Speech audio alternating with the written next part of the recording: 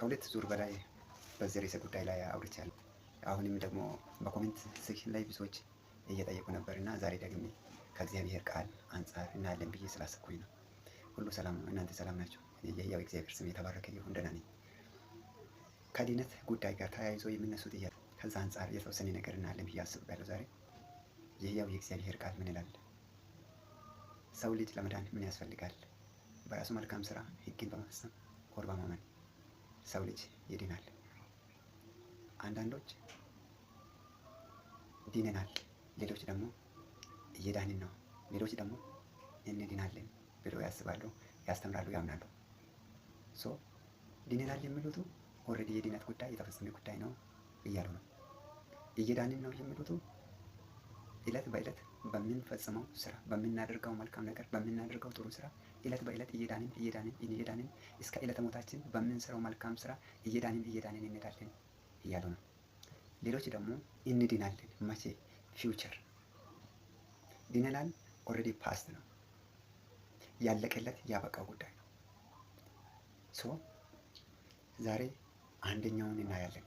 እሱም ድነናል የሚለውን በተከታታይ ሶስቱንም ተራ በተራ እናያለን።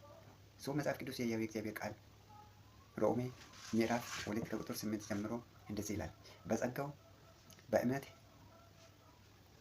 ጸጋው በእምነት አድኗችኋልና ይህም የእግዚአብሔር ስጦታ እንጂ ከእናንተ አይደለም ይላል። ጸጋው በእምነት አድኗችኋል እንጂ ይህ ድህነት በእናንተ መልካም ስራ ኦር በእናንተ በጎ ስራ ኦር እናንተ በሰራችሁ ስራ አይልም። በእናንተ መልካም ስራ ሳይሆን እግዚአብሔር በነፃ በጸጋው በሰጠው በልጁ በክርስቶስ ኢየሱስ እንደሆነ መጽሐፍ ቅዱስ ይናገራል። ስለዚህ የምንድነው በክርስቶስ በሞተልን በክርስቶስ ኢየሱስ ስናምን ብቻ ነው እንጂ በእኛ መልካም ስራ አይደለም። በዚህ ስፍራ የሚናገረው ጸጋው በእምነት ጸጋው እግዚአብሔር ስጦታ ነው፣ ነፃ ስጦታ ነው፣ ያለ ክፍያ ያለ ገንዘብ እግዚአብሔር ነፃ የሰጠን ስጦታ ነው።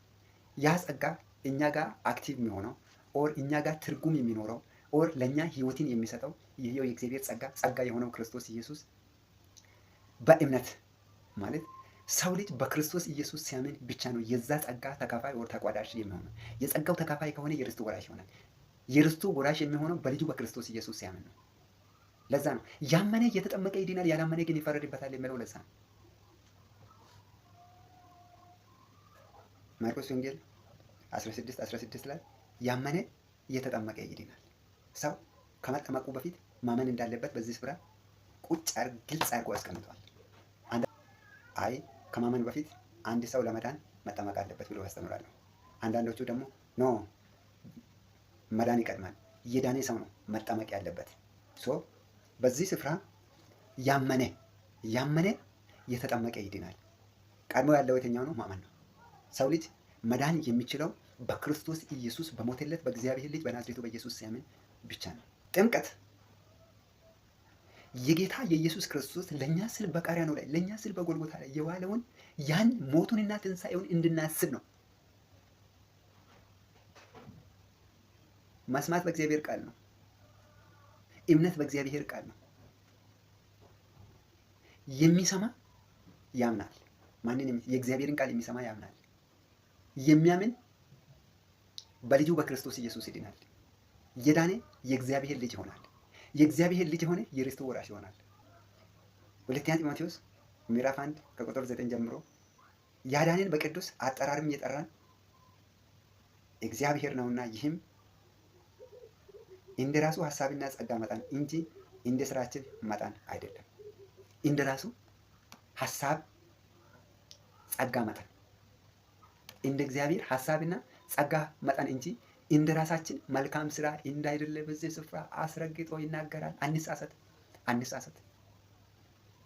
የጸጋው ባለቤት እሱ ነው። ሰጪው እሱ ነው። እሱ በሰራልን ስራ፣ እሱ ባደረገልን ስራ ስናምን እንጸድቃለን፣ እንድናለን፣ የርስቱ ወራሽ እንሆናለን። የኢየሱስ ስራ ፕላስ የኛ ስራ ያጸድቀናል ወር ያድነናል ማለት እኮ አይደለም። ኦልሬዲ ያለቀ ጉዳይ ነው። በልጁ በክርስቶስ ኢየሱስ ሞትና ትንሣኤ ያለቀ ጉዳይ ነው። ያለቀውን ጉዳይ በሞተው በክርስቶስ ኢየሱስ ስናምን ብቻ የእግዚአብሔር ልጆች እንሆናለን፣ የርስቱ ወራሾች እንሆናለን። ኢየሱስ ጌታ ነው። ክብር ለኢየሱስ ይሁን። ክብር ለአብ ይሁን። ክብር ለወልድ ይሁን። ክብር ለመንፈስ ቅዱስ ይሁን።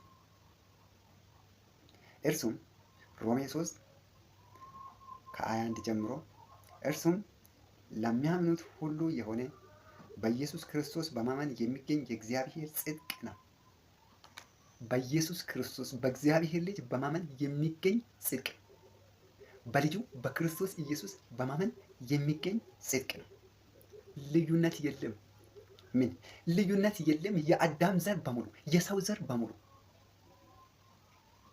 ወረድ ብሎ ሰው ሁሉ ኃጢአትን ሰርቷልና የእግዚአብሔርም ክብር ጎሎባቸዋል።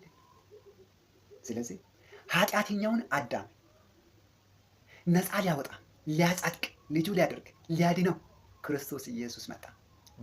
በሞተው ሞትን ድል አድርጎ በተነሳው በትንሣኤው ጀግና በናዝሬቱ በኢየሱስ ስም ሲታምን ትድናለህ። ሃሌሉያ! ክብር ለኢየሱስ ይሁን። 24 ላይ በኢየሱስ ክርስቶስ በሆነው ቤዛነት በኩል እንዲያውም በጸጋ ይጸድቃል። በክርስቶስ ኢየሱስ በሆነው ቤዛነት እንዲያው በጸጋ ይጸድቃል። ቤዛችን እሱ ነው። ሞት የሚገባን ነበር። ፍርድ የሚገባን ነበር። ኃጢአተኞች እኛ ነበር።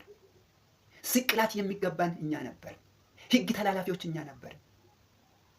ሕግ ባለበት ተጠያቂነት አለ። ሕግን የተላለፈ ነው ወንጀለኛ የሚባለው። ወንጀለኞች እኮ እኛ ነን። ሕግ ተላላፊዎች እኛ ነን። ሕግ መፈጸም ያቃተን እኛ ነን። ፍርድ የሚገባን እኛ ነን። ኮነኔ ያለብን እኛ ነን። እኛን ሊያጸድቅ በልጁ በክርስቶስ ኢየሱስ ልጁን አንድያ ልጁን እስከሚሰጥ ድረስ ዓለምን እንዲሁ ወዶ በልጁ ቤዛነት በልጁ ሞት እኛ ሕይወትን አግኝተናል። በሱ ውርደት እኛ ከብረናል። እሱ የደም እንባ አልቅሶ እኛ እንስቃለን። እሱ ተዋርዶ እኛ ከብረናል። ክብር ላከበረን ጌታ ይሁን። በናዝሬቱ በኢየሱስ ክርስቶስ ሞትና ትንሣኤ እመኑ። በልጁ በክርስቶስ ኢየሱስ ያመነ የተጠመቀ ይድናል፣ ያላመነ ግን ይፈረድበታል። ዛሬ ከዚች ደቂቃ ጀምሮ በህይወቴ ምን እንደሚፈጠር እንዴት እንደሚሆን አታውቅም። ህይወትህን፣ ዘመንህን፣ ነገርህን ሁሉ ለእግዚአብሔር ለአምላክ አደራ ስጥ። ንስሐ ግባ፣ ከኃጢአት ተመለስ፣ ከእግዚአብሔር ጋር ታረቅ።